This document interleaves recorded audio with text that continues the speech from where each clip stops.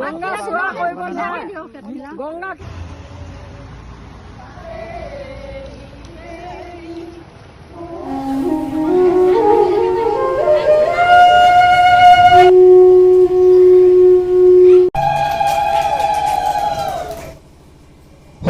তেখেতলৈ আমি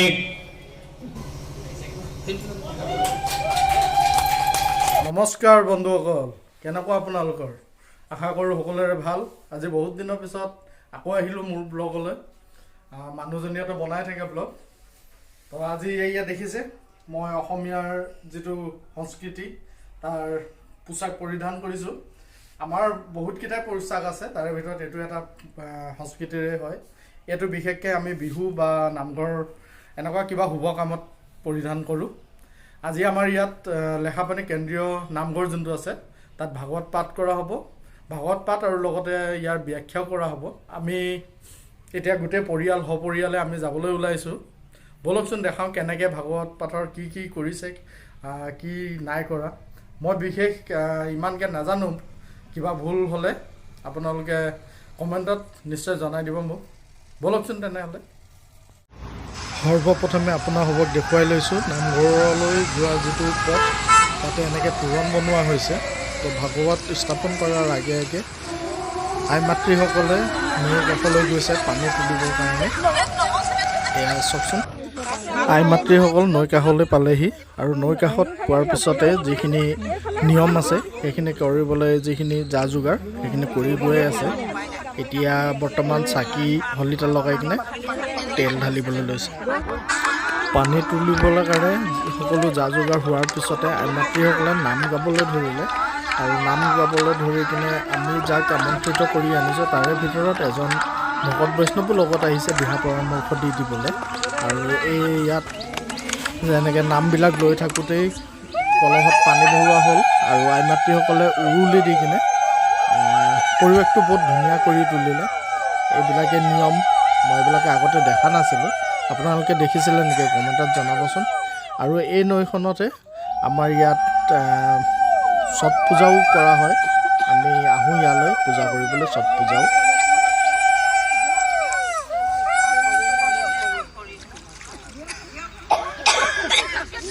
এই পানী তোলাৰ পিছতে লাহেকৈ এতিয়া নামঘৰলৈ বুলি যাত্ৰা কৰিব, নাম লৈ কিনে। পানী তুলি আহি কিনে নামঘৰত স্থাপন কৰিলে ভাগৱতখনো। এয়া তোৰণখন আমাৰ লেখাপানী নামঘৰৰ ওচৰতে আমাৰ ডাঙৰ বাইদেউৰ ঘৰো আছে। আমাৰ নামঘৰটো স্থাপিত হৈছে 1977 চনত আৰু এইটো খোৱাঘৰ। ব'লকচোন ভিতৰলৈ যে নামঘৰৰ। এতিয়া নামঘৰত ভাগৱত ভ্ৰমণ কৰিছে। যিহেতু ভাগৱত ভ্ৰমণ বাহিৰলৈ উলিয়াই নিবলৈ বিশেষ অসুবিধা হোৱাৰ কাৰণে আমি ভকত বৈষ্ণৱজনে নামঘৰৰ চৌপাশে ভাগৱত ভ্ৰমণ কৰিব। ভাগৱতখন এনেকৈ মূৰত লৈ এতিয়া নামঘৰটো চৌপাশে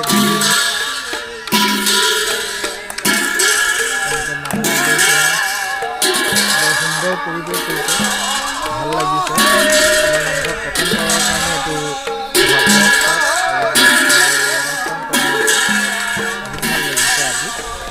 সকলোবিলাক একত্ৰিত হৈছোঁহি। আমাৰ ইয়াত যিখিনি মানুহ আছে অকল নামঘৰৰ মানুহ বুলিয়ে নহয়, বেলেগ সম্প্ৰদায়ৰ মানুহো আহিছে নামঘৰলৈ। বহুত ভাল লাগিছে। এতিয়া ভিতৰৰ পৰিস্থিতি আপোনাক দেখাবলৈকে এনেদৰে সজোৱা হৈছে গোটেই নামঘৰটো।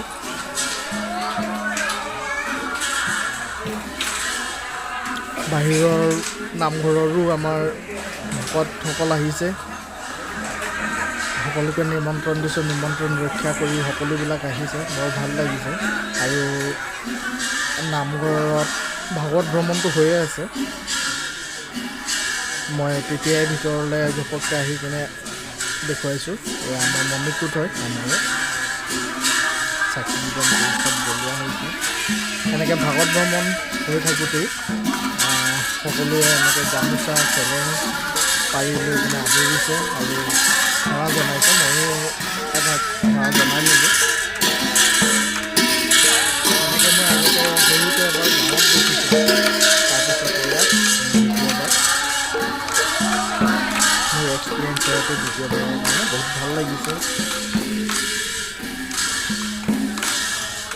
চাই থাককচোন মোৰ লগতে আপোনালোকেও উপভোগ কৰক এই ভাগৱত ভ্ৰমণত আশা কৰোঁ যোনে যোনে মোৰ ভিডিঅ' চাই আছে সকলোৰে মনৰ কামনাবিলাক পূৰণ হওক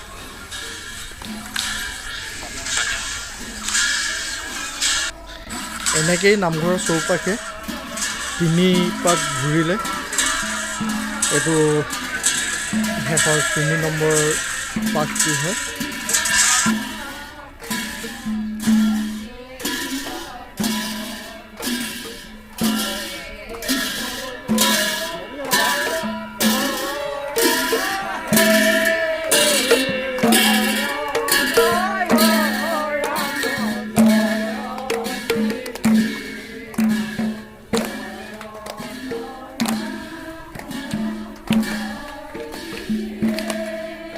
আমাৰ এই ব্যস্ততা জীৱনৰ মাজত কেতিয়াবা সময় উলিয়াই এনেদৰে ভগৱানৰ নাম ল'ব লাগে সকলোৰে কুশল হ'ব সকলোৰে ভৱিষ্যত উজ্জ্বল হওক তাৰে কামনা কৰিছোঁ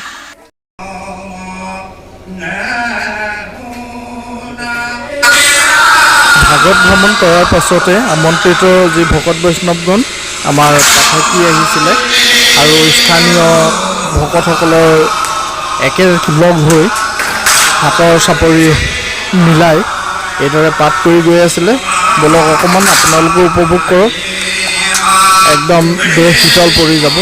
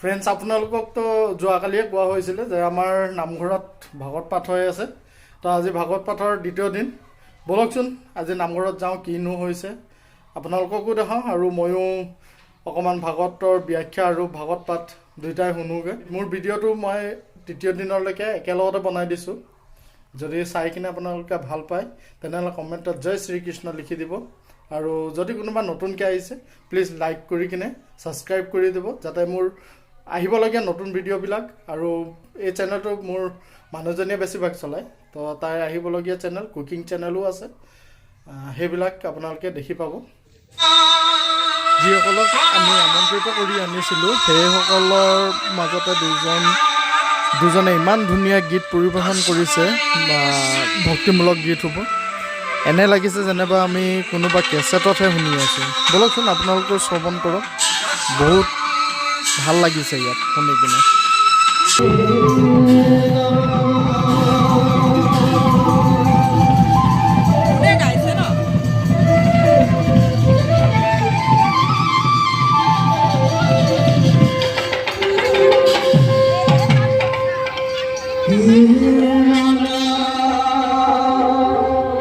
Krishna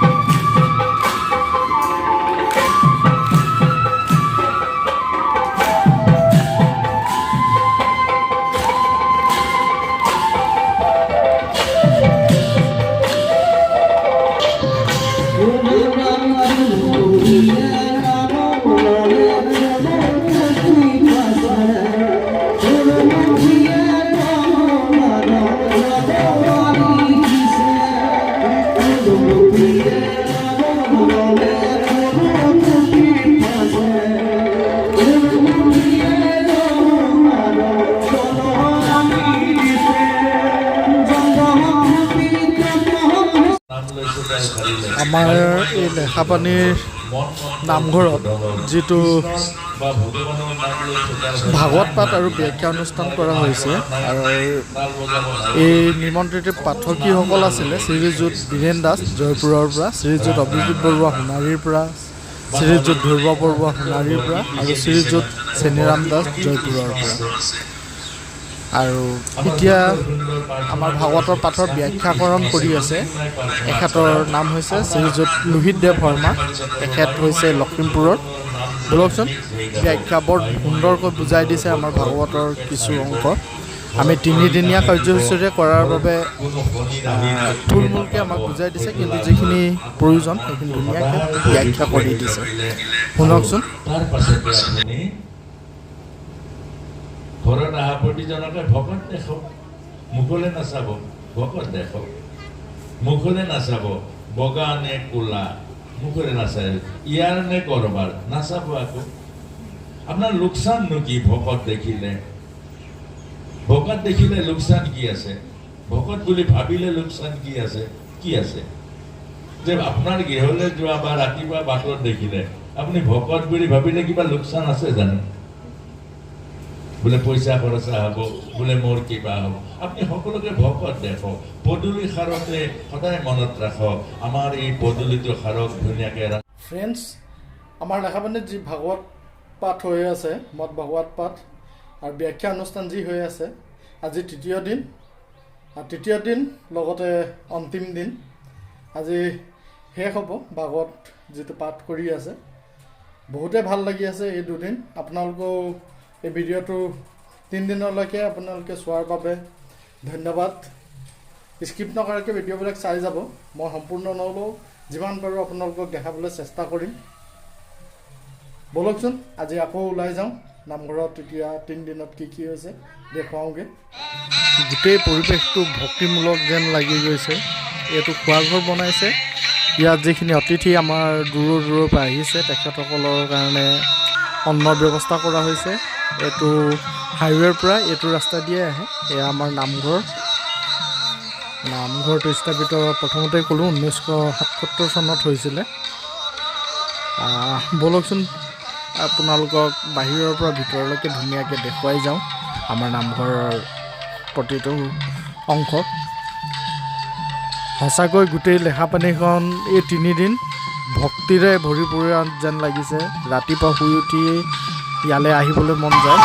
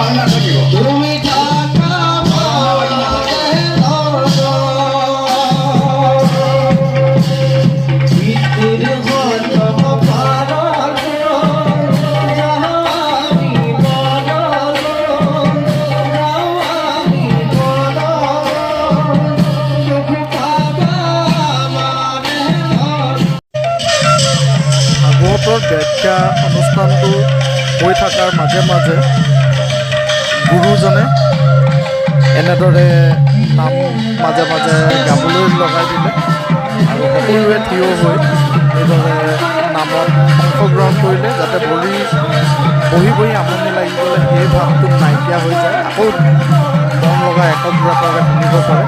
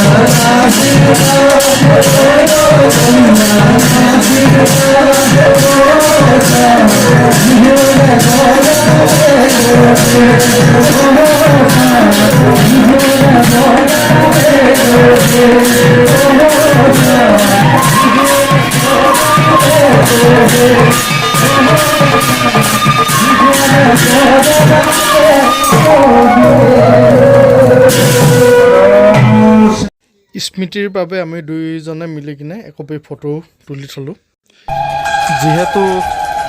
যিহেতু আজি শেষৰ দিন, সেইবাবে অন্তিম পৰ্যায়ৰ যিখিনি কাৰ্যলিপি আছিলে সেইখিনিলৈ আগবাঢ়ি আমি নামঘৰ পৰিচালনা সমিতি তথা উদ্ঘাটনা সমিতিৰ তৰফৰ পৰা মৰমৰ চিনস্বৰূপে এখনি সম্বৰ্ধনা পত্ৰ আগবঢ়াবলৈ ওলাইছোঁ। সম্বৰ্ধনা পত্ৰখন আগবঢ়াব অভ্যৰ্থনা সমিতিৰ সম্পাদক জয়ন্ত গগৈদেৱে। গোসাঁইজনক আৰু যিখিনি অতিথি আমন্ত্ৰিত কৰি অনা হৈছিলে সকলোকে এইদৰে সম্বৰ্ধনা জনোৱা হ'ল।